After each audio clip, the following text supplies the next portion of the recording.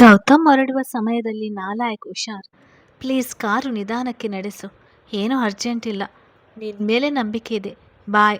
ಮನೆ ಬಿಟ್ಟಾಗ ಕಾಲೇಜ್ ತಲುಪಿದ ನಂತರ ಫೋನ್ ಮಾಡಿ ತಿಳಿಸು, ಹೇಳಿ ಹನಿಗೆ ಮುತ್ತಿಟ್ಟವನು ಹೊರಗೆ ನಡೆದಿದ್ದ.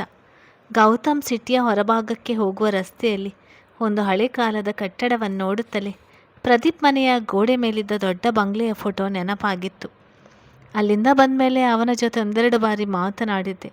ಬರುವ ಬಗ್ಗೆ ಹೇಳುತ್ತಿದ್ದಾನೆ, ಆದರೆ ಬರುವ ದಿನಾಂಕ ಕಾರಣಾಂತರದಿಂದ ಮುಂದಕ್ಕೆ ಹೋಗುತ್ತಿದೆ. ಒಳ್ಳೆ ಜಾಗ ಆದರೂ ಬೇರೆ ಜಾಗಗಳ ಬಗ್ಗೆ ಇಲ್ಲದ ಆಕರ್ಷಣೆ ಅದರ ಕಡೆ ಹೆಚ್ಚಾಗಿದೆ. ಅದು ನನ್ನ ವಶದಲ್ಲಿ ಇರಬೇಕೆಂಬ ಹಂಬಲ ಮನದಲ್ಲಿ ಆಗಾಗ ಮೂಡುತ್ತಲೇ ಇದೆ. ಈಗ ಒಪ್ಪಿಕೊಂಡಿರುವ ಪ್ರಾಜೆಕ್ಟ್ ಕೆಲಸ ಮುಗಿಯುತ್ತಲೇ ಅವನ ಬಳಿ ಸರಿಯಾಗಿ ವಿಳಾಸ ಪಡೆದು ಒಮ್ಮೆ ಹೋಗಿ ನೋಡಿ ಬರಬೇಕು ಎಂದುಕೊಂಡವನು ಮಡದಿ ಮೊಬೈಲ್ನಿಂದ ಕರೆ ಬಂದಾಗ ಸ್ವೀಕರಿಸಿದ್ದ. ಹೇಳು, ಎಲ್ಲಿದ್ಯಾ? ಕ್ಲಾಸ್ ರೂಮ್ಗೆ ಹೋಗ್ತಾ ಇದ್ದೇನೆ, ಲಂಚ್ ಸಮಯದಲ್ಲಿ ಫೋನ್ ಮಾಡ್ತೀನಿ. ನನ್ನ ಬಗ್ಗೆ ಯೋಚಿಸೋದು ಬೇಡ, ನಿಮ್ಮ ಕೆಲಸಗಳ ಕಡೆ ಗಮನ ಕೊಡಿ, ಸಂಜೆ ಮನೆಗೆ ತಲುಪಿದ ಮೇಲೆ ಫೋನ್ ಮಾಡ್ತೀನಿ ಹೇಳಿದ್ದಳು. ಈಡಿಯಟ್, ನಿನ್ನ ಬಗ್ಗೆ ಯೋಚಿಸದೆ ಇನ್ಯಾರ ಬಗ್ಗೆ ಯೋಚಿಸಲಿ? ಹುಷಾರು, ಕೆಲಸದಲ್ಲಿ ಇರ್ತಾರೆ, ಹಾಗೆ ಹೀಗೆ ಎಂದೆಲ್ಲ ಯೋಚಿಸಬೇಡ. ನಿಮಗೆ ಬೇಕೆನಿಸಿದಾಗ ಏನಾದರೂ ಹೇಳೋದಿದ್ದಾಗ ಫೋನ್ ಮಾಡು ಮತ್ತೆ ಕೇಳಿದ್ದ. ಏನೂ ಇಲ್ಲ, ಕ್ಲಾಸ್ ಬಳಿ ಬಂದಾಯಿತು, ಫೋನ್ ಇಡ್ತೀನಿ ಹೇಳಿ ಕರೆ ತುಂಡರಿಸಿದಳು. ಕ್ಷೇಮವಾಗಿ ತಲುಪಿದ ಬಗ್ಗೆ ನಿಶ್ಚಿಂತೆ ಎನಿಸಿತು. ಕಾರಣವಿಲ್ಲದೆ ಮೂಡುವ ಭಯದ ಬಗ್ಗೆ ಅಚ್ಚರಿಪಟ್ಟಿದ್ದ. ದಿನಗಳು ಸರಾಗವಾಗಿ ಕಳೆದಿತ್ತು. ಗೌತಮ್ ಹೊರಗಿನ ಕೆಲಸಗಳನ್ನು ಗಮನಿಸುತ್ತಾ ಹೆಚ್ಚು ಕಡಿಮೆ ಹೊರಗೆ ಉಳಿಯುತ್ತಿದ್ದ. ಒಪ್ಪಿಕೊಂಡಿದ್ದ ಒಂದು ಪ್ರಾಜೆಕ್ಟನ್ನು ಯಶಸ್ವಿಯಾಗಿ ಮುಗಿಸಿಕೊಟ್ಟಿದ್ದು ಸಂತೋಷದ ಜೊತೆಗೆ ನೆಮ್ಮದಿ ಎನಿಸಿತು. ಅದು ತನ್ನ ಕಂಪನಿಗೆ ಮತ್ತಷ್ಟು ಒಳ್ಳೆಯ ಹೆಸರು ತಂದು ಕೊಡುತ್ತದೆ ಎನ್ನುವ ನಂಬಿಕೆ ಇತ್ತು. ಗೌತಮ್ ಅಂದಿನ ಕೆಲಸಗಳೆಲ್ಲ ಮುಗಿಸಿ ಇಂದು ಅವಳ ಈ ಸೆಮಿಸ್ಟರ್ ಎಕ್ಸಾಮ್ನ ಕೊನೆಯ ದಿನ. ಇನ್ನೇನು ಮನೆಗೆ ಬರುತ್ತಾಳೆ ಎಂದುಕೊಂಡವನು ಆಫೀಸ್ನಿಂದ ಹೊರಗೆ ನಡೆದಿದ್ದ. ಹಾದಿಯ ನಡುವೆ ನಿಂತಿದ್ದ ಅದೇ ಹುಡುಗನನ್ನು ನೋಡುತ್ತಲೇ ಕಾರ್ ಸ್ಲೋ ಮಾಡಿ ಮಲ್ಲಿಗೆ ಹೂ ಕೊಂಡಿದ್ದ. ಸರ್, ಯಾವಾಗಲೂ ಚಿಲ್ಲರೆ ತಗೊಳ್ಳೋದೇ ಇಲ್ಲ ನೀವು, ನಿಮ್ಮಂಥವರ ಅಪರೂಪ. ಆದರೆ ನನಗೂ ಸಂಕೋಚ ಆಗುತ್ತೆ. ಇನ್ಮೇಲೆ ಚಿಲ್ಲರೆ ವಾಪಸ್ ತಗೊಳ್ಳಿ ಸರ್. ಕೊಡಲು ಬಂದ ನೋಟಿನ ಕಡೆ ನೋಡಿದವನು. ಈ ಕೆಲಸ ಬೇಗ ಮುಗಿಸಿ ಹೋಗಿ ಓದಿಕೊ. ನಿನ್ನ ತಾಯಿ ಆರೋಗ್ಯ ಹೇಗಿದೆ? ಹುಷಾರಾಗಿ ನೋಡಿಕೊ ಹೇಳಿ ಕಾರ್ ಸ್ಟಾರ್ಟ್ ಮಾಡಿದ. ಆ ಹುಡುಗನಲ್ಲಿರುವ ಸ್ವಾಭಿಮಾನ, ಬದುಕುವ ಛಲ ಅವನಿಗೆ ತುಂಬ ಹಿಡಿಸಿದ್ದ ಕಾರಣ ಹುಡುಗನ ಬಗ್ಗೆ ಅಭಿಮಾನ ಮೂಡಿತ್ತು. ಹೂವನ್ನು ಪಕ್ಕದ ಸೀಟಿನಲ್ಲಿ ಇಟ್ಟವನು.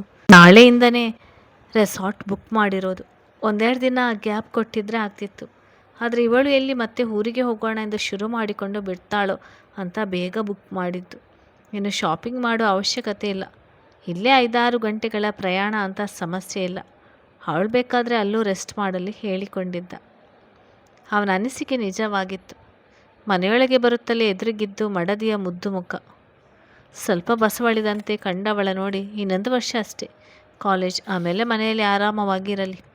ಬೇಕೆನಿಸಿದಾಗ ಆಫೀಸ್ನ ಕಡೆ ಬಂದು ಹೋಗ್ಬೋದು, ಅಥವಾ ಮನೆಯಲ್ಲಿ ಕುಳಿತು ವಹಿವಾಟುಗಳನ್ನು ಗಮನಿಸಿಕೊಳ್ಬೋದು ಹೇಳಿಕೊಂಡವನು ನೋಟದಲ್ಲೇ ರೂಮಿನ ಕಡೆ ತೋರಿ ನಡೆದಿದ್ದ. ಅಡುಗೆ ಮನೆಗೆ ಬೇಗ ಬಂದವಳು ತಕ್ಷಣ ಹಾಲು ಕಾಯಲಿಟ್ಟು ಕಾಫಿ ಫಿಲ್ಟರ್ ಕೈಗೆತ್ತಿಕೊಂಡಿದ್ದಳು. ಕಾಫಿ ಕಪ್ ಹಿಡಿದು ಬಂದ ಮಡದಿಯ ನೋಡಿದವನು ಆಮೇಲೆ ತಂದಿದ್ರೂ ಆಗ್ತಿತ್ತು. ನಿಧಾನವಾಗಿ ಬಂದುದಕ್ಕೆ ಸಣ್ಣ ಆಕ್ಷೇಪ ಇತ್ತು ಧ್ವನಿಯಲ್ಲಿ. ನಿಮಗೆ ತಲೆನೋವು ಇರುತ್ತೆ ಅಲ್ವಾ ಆಫೀಸ್ನ ಕೆಲಸಗಳದ್ದು ಹೇಳಿದ್ದಳು. ಇದೆಲ್ಲ ಚೆನ್ನಾಗಿ ಅರ್ಥವಾಗುತ್ತೆ. 1 ತಿಂಗಳು ದೂರ ಇರಿಸಿದ್ಯಾ? ನಾನು ಹಿರಿ ಎಂದು ಹೇಳಲಿಲ್ಲ, ನೀವೇ ಇದ್ದದು. ತಡವಾಗಿ ಬಂದು ಊಟ ಮಾಡಿ ಮಲಗಿ ಬಿಡ್ತಿದ್ರಿ. ತುಂಬ ಮಾತು ಕಲಿತು ಬಿಟ್ಟಿದ್ಯಾ. ಪ್ಯಾಕಿಂಗ್ ಮುಗಿಸಿ ಬಿಡೋಣ, ಮನೆಯವರಿಗೆ ಹೇಳಿದ್ಯಾ? ಎಲ್ಲರಿಗೂ ಮೊದಲೇ ಗೊತ್ತು, ಇನ್ನೊಮ್ಮೆ ಊಟದ ಸಮಯದಲ್ಲಿ ಹೇಳಿದರೆ ಆಯಿತು ಎಂದಿದ್ದಳು. ಇಬ್ಬರು ಬಟ್ಟೆಗಳ ಆಯ್ಕೆ ಮಾಡಿ ಪ್ಯಾಕಿಂಗ್ ಮುಗಿಸುವಷ್ಟರಲ್ಲಿ ರಾತ್ರಿ ಊಟದ ಸಮಯವಾಗಿತ್ತು. ಊಟದ ನಂತರ ಮಹೇಂದ್ರ ಹಾಗೂ ಇಂದ್ರಾಣಿಯವರು ವಿಷಯ ತಿಳಿದಿದ್ದ ಕಾರಣ ಒಂದೆರಡು ಮಾತು ಹೊಸ ಜಾಗದಲ್ಲಿ ಹುಷಾರಾಗಿರುವ ಬಗ್ಗೆ ಹೇಳಿದರು. ಚಂದನ, ಗೌತಮ್ ಬೆಳಗಿನ ತಿಂಡಿ ಎಲ್ಲರೊಂದಿಗೆ ತೆಗೆದುಕೊಂಡಿದ್ದರು. ಪಾವನಿ ರಮೇಶ್ಗೆ ಹೊರಡುವ ಮುನ್ನ ಮನೆ ಕಡೆ ನೋಡಿಕೊಳ್ಳಿ, ಆದರೆ ಇಲ್ಲೇ ಇರಿ ಎಂದು ಹೇಳಿ ಎಲ್ಲರಿಗೂ ತಿಳಿಸಿ ಹೊರಟಿದ್ದರು. ಇವರು ರೆಸಾರ್ಟ್ ತಲುಪುವುದರಲ್ಲಿ ಮಧ್ಯಾಹ್ನದ ಸಮಯ ಕಳೆದಿತ್ತು. ಚಂದನ ದಾರಿಯ ನಡುವೆ ಮಲಗಿದ್ದ ಕಾರಣ ನಡುವೆ ಯಾವ ಸ್ಥಳಗಳು ಸುತ್ತಮುತ್ತ ಪರಿಸರವನ್ನು ಗಮನಿಸಲು ಹೋಗಲಿಲ್ಲ. ರೆಸಾರ್ಟ್ ಸಮೀಪವಾಗುತ್ತಿದ್ದಂತೆ ಗೌತಮ್, ನಾನು ಮೊದಲು ಇಲ್ಲಿ ಬಂದಿದ್ದೇನೆ ಅನ್ನಿಸ್ತಿದೆ, ನನಗೆ ನೆನಪಿರುವಂತೆ ನಾನು ಈ ಕಡೆ ಇದೇ ಮೊದಲು ಬರುತ್ತಿರುವುದು ಎಂದುಕೊಂಡಿದ್ದ. ರೆಸಾರ್ಟ್ ಮುಂದೆ ಕಾರು ನಿಲ್ಲಿಸುತ್ತಲೇ ಗೌತಮ್ ಮಡದಿಯ ಕಡೆ ನೋಡಿ ಎಚ್ಚರಿಸಿದ. ಎಚ್ಚರಗೊಂಡ ಚಂದನ, ಗೊತ್ತಾಗಲಿಲ್ಲ, ತುಂಬ ನಿದ್ದೆ ಬಂದು ಬಿಡ್ತು. ಆಗಲೇ ತಲುಪಿದ್ದೀವಾ ಕೇಳಿದ್ದಳು. ಎಕ್ಸಾಮ್, ಮನೆ ಕೆಲಸಗಳು, ಅದು ಇದು ಎಂದುಕೊಂಡು ಇಷ್ಟು ದಿನ ಹೆಚ್ಚು ಸಮಯ ನಿದ್ದೆ ಮಾಡದೆ ನಿದ್ದೆಗೆಟ್ಟಿದೆಯಲ್ಲ, ಹಾಗಾಗಿ ನಾನು ಎಚ್ಚರಿಸಲು ಹೋಗಲಿಲ್ಲ. ಇಲ್ಲಿ ಸುತ್ತಮುತ್ತ ಒಳ್ಳೆ ಪ್ಲೇಸ್ ಇದೆ. ಎಲ್ಲದಕ್ಕಿಂತ ಹೆಚ್ಚಾಗಿ ಇಲ್ಲಿಗೆ ಬಂದು ಓಡಾಡಿದ್ದೀನಿ ಎನ್ನುವ ಅನಿಸಿಕೆ. ಬಾ, ಇದೇ ಸ್ಥಳ ನಾವು ಉಳಿದುಕೊಳ್ಳೋದು. ನೀನು ಮತ್ತೆ ಮಲಗಿ ಸಂಜೆವರೆಗೂ ನಿದ್ದೆ ಮಾಡಿದರೆ ರಿಲ್ಯಾಕ್ಸ್ ಫೀಲ್ ಮಾಡ್ತೀಯ ಹೇಳಿ ಕಾರಿನಿಂದ ಇಳಿದಾಗ ಚಂದನ ಕೂಡ ಕಾರಿನಿಂದ ಇಳಿದು ಸುತ್ತಲೂ ನೋಡಿದವಳು ಮೈ ಮರೆತು ನಿಂತು ಬಿಟ್ಟಳು. ಕಣ್ಣು ಆಯಿಸಿದಷ್ಟು ಹಸಿರು, ಪರಿಚಯ ಇರುವಂಥ ಒಂದು ರೀತಿಯ ಹೂಗಳ ಕಂಪು ವಾಸನೆ ಏನೇನೋ ನೆನಪಿಸುವಂತೆ ತಾಕಿ ಹೋಗುತ್ತಿತ್ತು. ವಿಶಾಲವಾದ ಹಸಿರಿನ ಆವರಣದೊಳಗೆ ನಡೆದಿದ್ದರು. ರಿಸೆಪ್ಷನ್ನಲ್ಲಿ ಕೀ ತೆಗೆದುಕೊಂಡು ಗೌತಮ್ ಚಂದನ ಜೊತೆ ನಡೆದಿದ್ದ. ಚಂದ್ ಒಂದು ರೀತಿ ಮಂಪರ್ನಲ್ಲಿ ಇರುವವಳಂತೆ ಸುತ್ತಲೂ ನೋಡುತ್ತಾ ಗೌತಮ್ ಜೊತೆ ಒಳಗೆ ಬಂದಿದ್ದಳು. ಹೇಗಿದೆ, ಇಷ್ಟವಾಯಿತಾ ಕೇಳಿದ್ದ. ಅವನ ಮಾತಿಗೆ ಎಚ್ಚೆತ್ತು ತುಂಬ ಚೆನ್ನಾಗಿದೆ, ಹೇಗೆ ಸೆಲೆಕ್ಟ್ ಮಾಡಿದ್ರಿ ಕೇಳಿದ್ದಳು. ಹೀಗೇನನ್ನೋ ಹುಡುಕುವಾಗ ಅಚಾನಕ್ಕಾಗಿ ಕಂಡ ದೃಶ್ಯಗಳು ಮನಸ್ಸಿಗೆ ಇಷ್ಟವಾಗಿತ್ತು. ಕಾರಿನಲ್ಲಿ ಒಳ್ಳೆ ನಿದ್ದೆ ಮಾಡುತ್ತಿದ್ದೆ, ಇನ್ನು ಸ್ವಲ್ಪ ಹೊತ್ತು ಮಲಗುವಾಗಿದ್ದರೆ ಮಲಗು, ಇನ್ನೊಂದೆರಡು ದಿನ ಬಿಟ್ಟು ನೀವು ರೆಸ್ಟ್ ಮಾಡಿದ ಮೇಲೆ ಕರೆದುಕೊಂಡು ಬರಬೇಕಾಗಿತ್ತು ಎಂದಿದ್ದ. ಚಂದನ ಮೆಲ್ಲಗೆ, ನೀವು ಯಾಕೆ ಬೇಗ ಕರೆದುಕೊಂಡು ಬಂದಿದ್ದು ಎಂದು ನನಗೆ ಗೊತ್ತು, ಆದರೆ ಅಪ್ಪಾಜಿಗೆ ಪ್ರತಿ ಬಾರಿ ಕೂಡ ಇದೇ ಕಾರಣ ಹೇಳಲು ಆಗೋಲ್ಲ. ನೀವು ಅರ್ಥ ಮಾಡಿಕೊಳ್ಬೇಕು, ಹಳಿಯ ಮಗನ ಸಮಾನ ಅಂತಾರೆ, ನೀವು ಅರ್ಥ ಮಾಡಿಕೊಳ್ಳದಿದ್ದರೆ ಹೇಗೆ ಕೇಳಿದ್ದಳು. ಗೌತಮ್, ನೋಡು, ನಿನಗೆ ವಿವರಿಸಿ ಅರ್ಥ ಮಾಡಿಸಿ ಹೇಳಲು ನನಗೆ ಆಗೋಲ್ಲ. ನಿನ್ನನ್ನು ಅಲ್ಲಿಗೆ ಕಳಿಸಿದರೆ ಎಲ್ಲಿ ಕಳೆದುಕೊಂಡು ಬಿಡುತ್ತೇನೋ ಎನ್ನುವ ಭಯ, ಮೂಡುವ ಆತಂಕ ನನಗೆ ಮಾತ್ರ ಅರ್ಥ ಆಗೋದು. ನಿನ್ನ ತಂದೆ ಒಳ್ಳೆಯವರೇ, ಆದರೆ ಯಾಕೋ ನಾನು ಮೆಚ್ಚಿದ ಹೆಣ್ಣಿನ ತಂದೆ ಎಂದರೆ ನನ್ನ ಅಜನ್ಮ ಶತ್ರು ಎನಿಸಿಬಿಡುತ್ತದೆ ಎಂದಿದ್ದ. ಚಂದನ ಕಣ್ಣು ತುಂಬುತ್ತಿದ್ದುದನ್ನು ನೋಡಿ, ನಿಜವಾಗಿ ನನಗೆ ಅವರ ಮೇಲೆ ಕೋಪ ಅಂತ ಭಾವನೆ ಇಲ್ಲ, ಬೇಡ ಎಂದರೂ ಮನದಲ್ಲಿ ಅಂತ ಅನಿಸಿಕೆ ಮೂಡುತ್ತದೆ. ಸರಿ ಬಿಡು, ಮುಂದೆ ಆ ವಿಷಯದ ಬಗ್ಗೆ ಯೋಚಿಸೋಣ. ಈಗ ನಮ್ಮ ಮನಸ್ಸುಗಳನ್ನು ಹಾಳು ಮಾಡಿಕೊಳ್ಳುವುದು ಬೇಡ. ಕೆಲಸಗಳ ಒತ್ತಡದ ನಡುವೆ ನನಗೆ ಹೀಗೆ ಸಿಗುವ ಸಮಯ ಅಪರೂಪ. ಇನ್ನು ನೀನು ಕಾಲೇಜ್, ಮನೆ ಎಂದು ಒಂದು ರೀತಿ ಒತ್ತಡದ ಮನಸ್ಥಿತಿಯೇ ಇರುತ್ತದೆ. ಈ ಸಮಯದಲ್ಲಿ ನೀನು ಕೂಡ ಮೈಂಡ್ ರಿಲ್ಯಾಕ್ಸ್ ಮಾಡಿಕೊಳ್ಬಹುದು. ಹೊಸ ಸ್ಥಳ, ಹೊಸ ಜಾಗ, ಹೊಸ ರೀತಿ ಊಟಗಳು, ನೋಟಗಳು, ಅನುಭವಗಳು ಮತ್ತು ಮುಂದಿನ ದಿನಚರಿಗೆ ಒಂದು ರೀತಿ ಎನರ್ಜಿ ನೀಡುತ್ತದೆ. ಬಾ ಮಲಗು ಹೇಳಿ ತಾನೇ ಮಂಚದ ಬಳಿಗೆ ಕರೆದುಕೊಂಡು ಬಂದಿದ್ದ. ಚಂದನ ಕಿಟಕಿಯಿಂದ ಹೊರಗಿನ ದೃಶ್ಯ ನೋಡುತ್ತಲೇ ಅವನ ಕೈ ಬಿಡಿಸಿಕೊಂಡು ಅಲ್ಲಿ ಬಂದು ನಿಂತವಳು. ಆ ಮರದ ಎಲೆಗಳು ನೋಡಿ ಬಂಗಾರದ ಬಣ್ಣದಂತೆ ಕಂಗೊಳಿಸುತ್ತಿದೆ, ಎಷ್ಟು ಚೆನ್ನಾಗಿದೆ ಅಲ್ವಾ ಕೇಳಿದಳು. ಹಿಂದಿನಿಂದ ಬಂದು ಬಳಸಿದವನು, ಸದ್ಯಕ್ಕೆ ನೀನು ರೆಸ್ಟ್ ಮಾಡೋಲ್ಲ ಅಂತೀಯಾ ಕೇಳಿದ್ದ.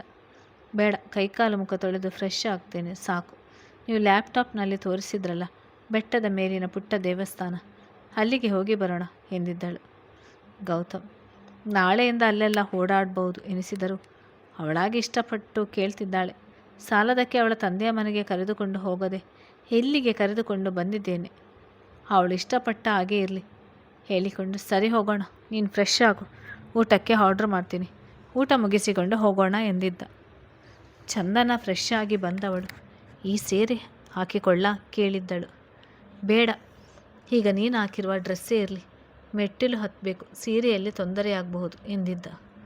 ಅವಳಿಗೂ ಸರಿ ಎನಿಸಿದ ಕಾರಣ ಹಾಗೆ ಕೂದಲು ಬಾಚಿ ಒಂದು ಕ್ಲಿಪ್ ಹಾಕಿ ಸಿಂಪಲಾಗಿ ರೆಡಿಯಾದವಳು. ಹೇಗೆ ಕಾಣ್ತಾ ಇದ್ದೀನಿ, ಎಷ್ಟೊಂದು ಚೆನ್ನಾಗಿ ರೆಡಿ ಆದಾಗ ಕೂಡ ನೀವು ಚೆನ್ನಾಗಿದ್ದೀಯಾ ಅಂತ ಒಂದು ಮಾತು ಹೇಳಲಿಲ್ಲ, ಏನು ಈಗ ಹೇಳ್ತೀರಾ ಅಂತ ಎಕ್ಸ್ಪೆಕ್ಟೇಷನ್ ಮಾಡ್ತೀನಲ್ಲ, ನನಗೆ ಬುದ್ಧಿ ಇಲ್ಲ. ಊಟ ತಂದಿಟ್ಟು ಹೋಗಿದ್ದಾರೆ, ನೀವು ಊಟ ಮಾಡಬೇಕಾಗಿತ್ತು. ನೀವು ಆಫೀಸ್ನಲ್ಲಿದ್ದಾಗ ನನ್ನ ಕಾಯಬೇಡ, ಊಟ ಮಾಡು ಅಂತೀರಾ. ಒಂದೇ ಸಮನೆ ಅವಳ ಮಾತು ನಡೆದೇ ಇತ್ತು. ಕೈ ಹಿಡಿದು ಎಳೆದು ಬಳಿಯಲ್ಲಿ ಕೂರಿಸಿಕೊಂಡು ಮಾತು ಸಾಕು ಎನ್ನುವಂತೆ ಕೈ ತೋರಿದವನು, ನಿನ್ನ ತಲೆ ಅದು ಬೇರೆ ಇದು ಬೇರೆ. ಆಗ ದೂರ ಇರುವ ಕಾರಣ ಅವರವರ ಸಮಯಕ್ಕೆ ಅವರು ಊಟ ಮಾಡಲಿ ಎಂದು ಹೇಳಿದ್ದು. ಈಗ ಒಟ್ಟಿಗೆ ಇದ್ದೀವಲ್ಲ ಹೇಳುತ್ತಾ ಅವಳ ಬಳಿ ಮತ್ತಷ್ಟು ಸರಿದಾಗ ಅವನ ಕಣ್ಣ ಭಾವ ಅರ್ಥವಾಗುತ್ತಲೇ ಹಿಂದೆ ಸರಿದವಳು. ಈಗ ತಾನೇ ರೆಡಿಯಾಗಿದ್ದೀನಿ, ತಿಂಗಳಿಂದ ದೂರ ಇರುವವರಿಗೆ ಇನ್ನು ಕೆಲವು ಗಂಟೆಗಳು ಹೋಗಿ ಬಂದು ಬಿಡ್ಬೋದಿತ್ತು. ಬಳಸಿ ತೀರ ಸನಿಹಕ್ಕೆ ಬಂದಾಗ ಮೌನವಾಗಿದ್ದಳು.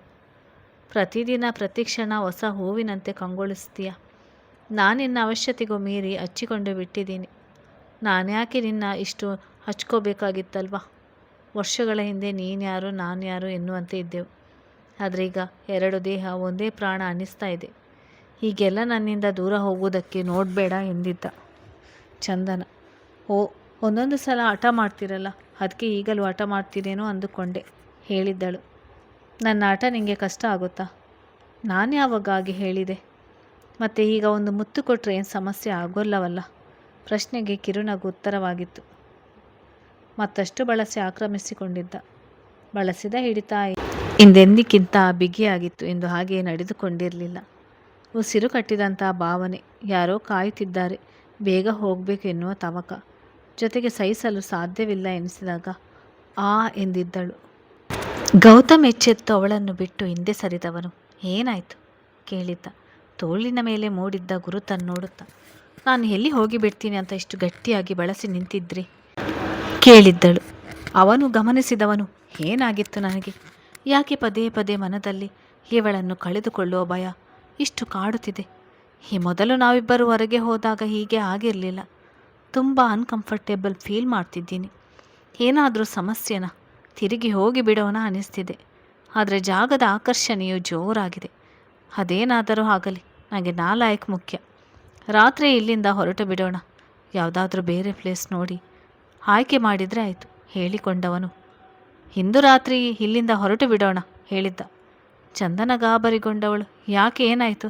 ಪ್ಲೀಸ್ ಇಲ್ಲೇ ಇರೋಣ ಕೇಳಿಕೊಂಡಿದ್ದಳು. ಇಲ್ಲಿಂದ ಬರಲು ಇಷ್ಟವಿಲ್ಲ ಎನ್ನುವಂತೆ ಮುಖ ಮಾಡಿ. ಗೌತಮ್, ಯಾಕೋ ನನ್ನ ಮನಸ್ಸು ಹೇಳ್ತಾ ಇದೆ ಇಲ್ಲಿ ಇರೋದು ಬೇಡ ಅಂತ. ಲೈಫ್ನಲ್ಲಿ ಮೊದಲ ಬಾರಿ ತಪ್ಪು ಡಿಸಿಷನ್ ತೆಗೆದುಕೊಂಡಿದ್ದೇನೆ ಅನ್ನಿಸ್ತಾ ಇದೆ ಹೇಳುತ್ತಾ ಮಂಕಾದವಳ ಮುಖ ನೋಡಿದವನು. ಸರಿ ಬಿಡು, ಆ ವಿಷಯ ಆಮೇಲೆ ಯೋಚಿಸೋಣ. ಮೊದಲು ಊಟ ಮಾಡು. ನೀನು ಇಷ್ಟಪಟ್ಟ ಜಾಗಕ್ಕೆ ಹೋಗಿ ಬರೋಣ. ನೋವಾಯ್ತಾ? ಕೈಯತ್ತ ನೋಡಿ ಹಣೆಗೆ ಚುಂಬಿಸುತ್ತಾ ನಿಂತವನು ಇದ್ದಕ್ಕಿದ್ದಾಗೆ ಬಿದ್ದ ಫ್ಲವರ್ ವಾಸ್ ಕಡೆ ತಿರುಗಿ ನೋಡಿದ್ದ.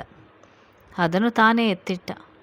ಊಟ ತನ್ನಗಾಗಿ ಬಿಡುತ್ತೆ ಬಾ ಹೇಳುತ್ತಾ ಅದರ ಕಡೆ ಗಮನ ಕೊಟ್ಟಿದ್ದ.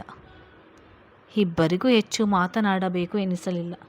ಸುತ್ತ ಪರಿಸರ ನೋಡುತ್ತಾ ಬೆಟ್ಟದ ತಳಕ್ಕೆ ಬಂದಿದ್ದರು. ಮೆಟ್ಟಿಲು ಹತ್ತಿದ ಚಂದನಲ್ಲಿ ಅರ್ಥವಾಗದ ರೋಮಾಂಚನ. ಇಬ್ಬರು ಸುತ್ತಲ ಪ್ರದೇಶ ನೋಡುತ್ತಾ ಅವರವರಲ್ಲೇ ಮನನ ಮಾಡಿಕೊಳ್ಳುತ್ತಿದ್ದರು. ಹಾಗಾಗಿ ಚರ್ಚಿಸಲು ಸಾಧ್ಯವಾಗಲಿಲ್ಲ. ದೇವಸ್ಥಾನವನ್ನು ಹತ್ತಿರ ನೋಡುತ್ತಲೇ ಗಂಟೆಯ ನಾದ ಕೇಳಿ ಇಬ್ಬರು ಮುಖ ಮುಖ ನೋಡಿಕೊಂಡಿದ್ದರು. ಒಂದು ರೀತಿ ಎಚ್ಚರಗೊಂಡಂತೆ ಆಗಿ, ಈ ಸ್ಥಳ ಸ್ವಲ್ಪ ವಿಚಿತ್ರ ಅನ್ನಿಸುತ್ತೆ ಅಲ್ವಾ ಕೇಳಿದ್ದ. ಹೌದು, ಸ್ಥಳ ನೋಡಲು ಮಾಮೂಲಿಯಾಗೇ ಇದೆ, ಆದರೆ ನಮಗೆ ಹಾಗೆ ಅನ್ನಿಸ್ತಿರ್ಬೋದು. ಅಲ್ಲಿ ಪೂಜೆ ಸಾಮಗ್ರಿ ಮಾರುತ್ತಿರುವವರಿಂದ ಹಣ್ಣು ಕಾಯಿ ಹೂಕೊಂಡು ಇಬ್ಬರು ದೇವಸ್ಥಾನದ ಒಳಗೆ ಬಂದಿದ್ದರು. ಲಕ್ಷ್ಮೀ ನರಸಿಂಹಸ್ವಾಮಿಯ ದೇವಸ್ಥಾನ. ನರಸಿಂಹಸ್ವಾಮಿ ಉಗ್ರ ರೂಪದಲ್ಲಿದ್ದರು. ಸ್ವಾಮಿಯ ಮಡಿಲಲ್ಲಿ ಅಸನ್ಮುಖದಿಂದ ಕುಳಿತಿದ್ದ ತಾಯಿ ಲಕ್ಷ್ಮೀ ರೂಪ ಪ್ರಸನ್ನತೆಯಿಂದ ಕೂಡಿತ್ತು. ದೇವರನ್ನು ಕಣ್ತುಂಬಿಕೊಳ್ಳುವಂತೆ ನೋಡುತ್ತಾ ನಿಂತ ಚಂದನಳಿಗೆ ಹಿಂದೊಮ್ಮೆ ಇಲ್ಲಿ ಬಂದು ತುಂಬ ಸಮಯ ಕಳೆದಂಥ ಅನುಭವ ಮೂಡಿತು. ಇದನ್ನೆಲ್ಲ ಇವರಲ್ಲಿ ರೆಸಾರ್ಟ್ಗೆ ಹೋದ್ಮೇಲೆ ಹೇಳಿಕೊಳ್ಬೇಕು. ಈಗ ಹೇಳಿದರೆ ಗೊಂದಲಗೊಳ್ಳುತ್ತಾರೆ ಹೇಳಿ ತನ್ನ ಅನಿಸಿಕೆ ಅಭಿಪ್ರಾಯ ಯಾವುದು ಹೇಳದೆ ಎಲ್ಲವನ್ನು ಅಚ್ಚರಿಯಿಂದ ಗಮನಿಸುತ್ತಾ ಉಳಿದಳು. ದೇವಸ್ಥಾನದ ಕಂಬಗಳು, ಅವುಗಳ ಮೇಲಿನ ಚಿತ್ತಾರ ಎಲ್ಲವನ್ನು ಸ್ಪರ್ಶಿಸಿದ್ದಳು. ಅನುಭವ ವಾಸ್ತವಕ್ಕೆ ಮೀರಿದಂತಿತ್ತು. ಗೌತಮ್, ಏನಾಯಿತು? ಆರತಿ ತಗೋ ಹೇಳಿದಾಗ ಹೆಚ್ಚೆತ್ತು ಆರತಿ ತೆಗೆದುಕೊಂಡು ಒಮ್ಮೆ ಗೌತಮ್ ಕಡೆಗೆ ನೋಡಿದವಳು ಮತ್ತೆ ದೇವರ ಕಡೆ ನೋಡಿ, ಇವರೊಂದಿಗೆ ತುಂಬ ಜೀವನ ನಡೆಸುವ ಆಸೆ. ಅವರು ಯಾವಾಗಲೂ ಸಂತೋಷವಾಗಿ ಚೆನ್ನಾಗಿರಬೇಕು. ಮತ್ತೆ ನನ್ನಿಂದ ಅವರಿಗೆ ತೊಂದರೆಯಾಗುವುದು ಬೇಡ ಬೇಡಿಕೊಂಡಿದ್ದಳು. ಬೇರೆ ಭಕ್ತಾದಿಗಳು ಬಂದಾಗ ಇವರು ಮುಂದೆ ಸರಿದು ಹೊರಗೆ ಹೋಗಬೇಕಾಗಿತ್ತು. ಹೊರಗೆ ಬರುವ ಮುನ್ನ ಒಮ್ಮೆ ತಿರುಗಿ ನೋಡಿದಳು. ಮನದಲ್ಲಿ ಅರ್ಥವಾಗದೆ ಬಂದ ಅನಿಸಿಕೆ, ಈ ಬಾರಿಯೂ ಅನ್ಯಾಯ ಮಾಡಬೇಡಿ. ದೇವಸ್ಥಾನದಿಂದ ಹೊರಗೆ ಬರುತ್ತಲೇ ಗೌತಮ್ ದೀರ್ಘ ಉಸಿರನ್ನು ಬಿಟ್ಟವನು ಒಳಗೆ ಉಸಿರುಗಟ್ಟಿದಂತೆ ಆಗುತ್ತಿತ್ತು ಎಂದಿದ್ದ. ನಂತರ ಇಬ್ಬರ ಗಮನ ಸುತ್ತಲ ಸುಂದರ ಪರಿಸರದ ಕಡೆಗೆ ಹರಿದಿತ್ತು. ಚಂದನ ಕಾಯಿ ಹೋಲಿನಲ್ಲಿದ್ದ ಕುಂಕುಮವನ್ನು ಅವನ ಕಡೆಗೆ ಹಿಡಿದಿದ್ದಳು. ಅರ್ಥ ಮಾಡಿಕೊಂಡವನು ಅದನ್ನು ತೆಗೆದು ಅವಳ ಹಣೆಗೆ ಹಚ್ಚಿದ್ದ. ಅಲ್ಲಲ್ಲಿ ಜೋಡಿಗಳು ಬೆಟ್ಟದ ತುದಿಗಳಲ್ಲಿ ನಿಂತು ಸುತ್ತಲ ಪ್ರಕೃತಿ ಸೌಂದರ್ಯವನ್ನು ಸವಿಯುತ್ತಿದ್ದದ್ದು ನೋಡಿ ಇಬ್ಬರು ಅತ್ತ ನಡೆದಿದ್ದರು. ಒಂದು ಜೊತೆ ಕಣ್ಣುಗಳು ತುಂಬ ಸಮಯದಿಂದ ಇವರನ್ನೇ ಗಮನಿಸ್ತಾ ಹಿಂಬಾಲಿಸಿ ಬಂದಿದ್ದವು. ಎಲ್ಲೆಲ್ಲೋ ದೊಡ್ಡ ದೊಡ್ಡ ಮರಗಿಡಗಳ ಸಾಲು, ನೋಡಿದಷ್ಟು ಕಣ್ತುಂಬುವ ಹಸಿರು. ಅವುಗಳ ನಡುವೆ ಒಂದು ಪುಟ್ಟ ಮನೆಯನ್ನು ನೋಡುತ್ತಿದ್ದಂತೆ ಇಬ್ಬರ ಕುತೂಹಲ ಕೆರಳಿತು.